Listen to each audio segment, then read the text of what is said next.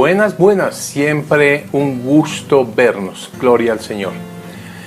Un gran error, diría yo, un gran error es pensar que nunca fracasaremos. Y un error mayor es pensar que si fracasamos, no seremos perdonados. Dicho de otra manera, un gran error es pensar que somos suficientemente fuertes y por eso no fracasaremos.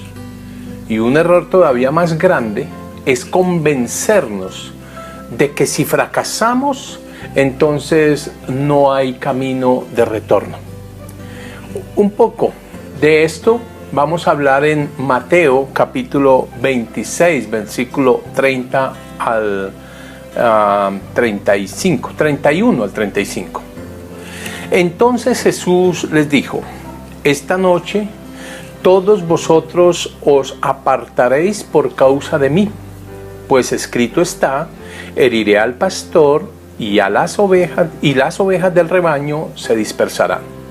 Pero después de que yo haya resucitado, iré delante de vosotros a Galilea. Entonces Pedro, respondiendo, le dijo: aunque todos se aparten por causa de ti, yo nunca me apartaré. Jesús le dijo: en verdad te digo que esta misma noche, antes que el gallo cante, me negarás 3 veces. Pedro le dijo: aunque tenga que morir contigo, jamás te negaré. Todos los discípulos dijeron también lo mismo. Jesús le dice a sus discípulos: ustedes se van a separar de mí, me abandonarán, me dejarán solo, seré herido. En el caso de Jesús no se trataba de ningún fracaso moral, sino más bien el hecho de que sobre él iba a ser cargada toda la iniquidad de la humanidad. Por un lapso de tiempo, un corto lapso de tiempo, Jesús queda sujeto a padecimientos para hacer expiación por los pecados de la humanidad.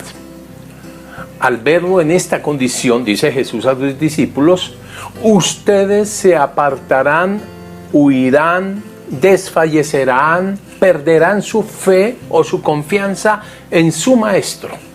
En otros sentido, se escandalizarán.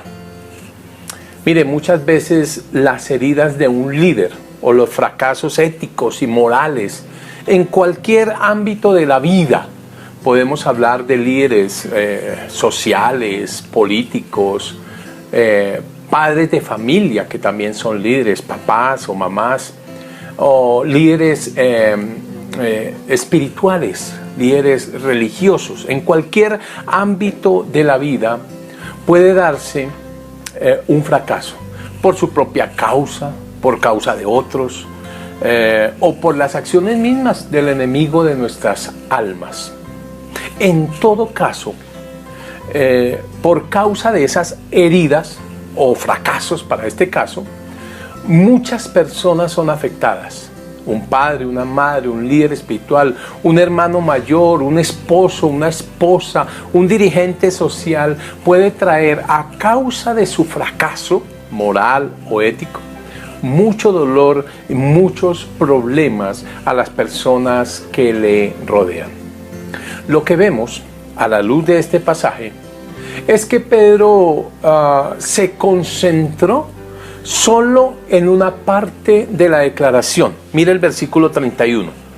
Entonces Jesús les dijo: esta noche todos vosotros os apartaréis por causa de mí, pues escrito está: heriré al pastor y las ovejas del rebaño se dispersarán.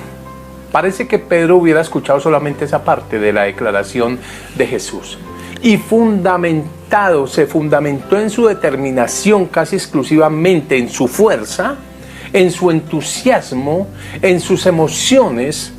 Aunque todos se aparten, yo nunca, dijo en el versículo 33. respondió y dijo: aunque todos se aparten por causa de ti, yo nunca me apartaré. Aunque todos te sean infieles, yo jamás te seré infiel.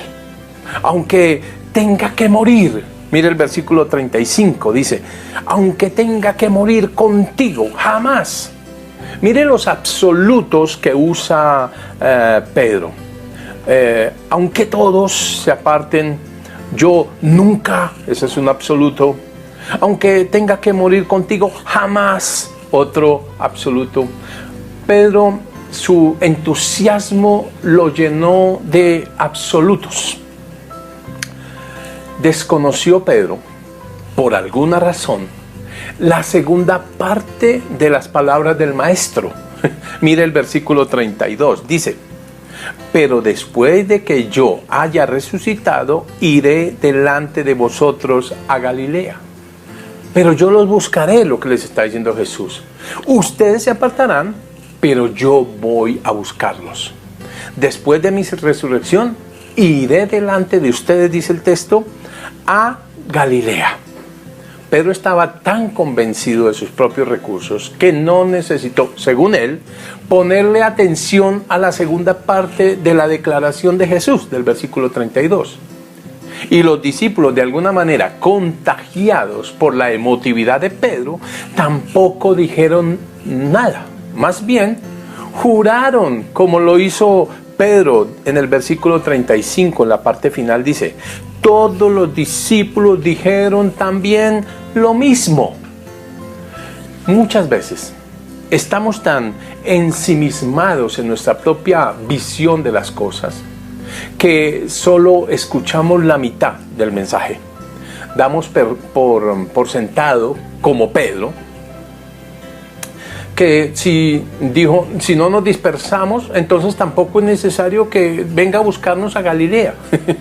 Nosotros diríamos: si estoy fuerte y firme, ¿para qué necesito ayuda? ¿Para qué o de qué necesito ser rescatado si estoy fuerte?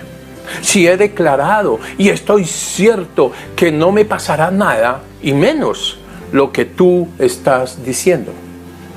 Mire, con una actitud así, jamás nos sentiremos lo suficientemente vulnerables como para buscar y aceptar la ayuda de Dios. Tampoco encontraremos la humildad para reconocer las debilidades, las incapacidades o las vulnerabilidades. Y tampoco podremos decirle a Dios no solo que nos advierta sobre nuestros posibles fracasos, sino que yo los pueda considerar y podamos rogar a Dios para que Dios nos ayude a evitar esos fracasos, que nos rescate de ellos, que nos busque, que nos encuentre, que nos restaure.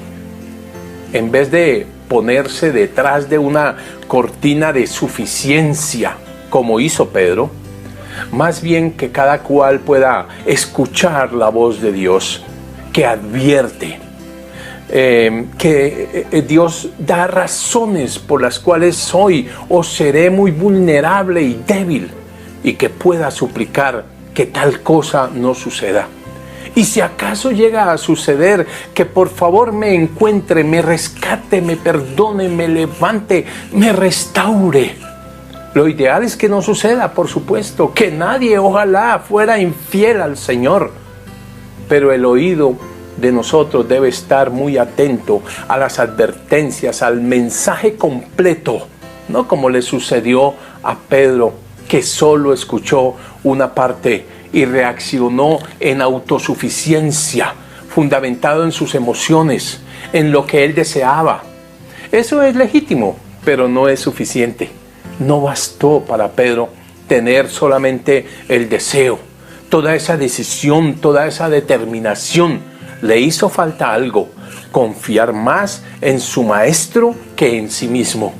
Y peor aún, contagió de esa falsa confianza a sus propios amigos, a los demás discípulos, porque todos declararon igual que él, juraron que lo iban a hacer como Pedro lo estaba diciendo.